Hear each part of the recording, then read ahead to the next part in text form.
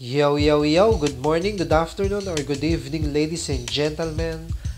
Ayan po ang batang letma ko. Inunahan pang tumumbok ang kanyang ama. Haha! For alfresco dining, meron rin po silang balcony. Ang class, ang linis po ng kanilang area. Maging ang kanilang mga pagkain ay ang sasarap po. Japanese and Filipino cuisine. Ayan po si Esme, abang inaantay po ang aming pagkain. Ayan, para sa mga bata at sa mga hindi na masyadong bata. Meron rin po silang board games, kamukha po ng chess, Scrabble, at iba pa.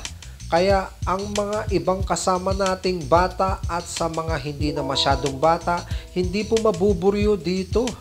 Located po ang 701 Billiards and Restaurant sa 3rd floor, Minaldo Building, Purple Building, 490 Anabuansi, Imus City, Cavite.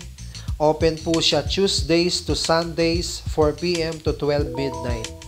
So far, ito po ang the best na may bilyaran at kainan para sa akin dito sa Cavite. Thank you.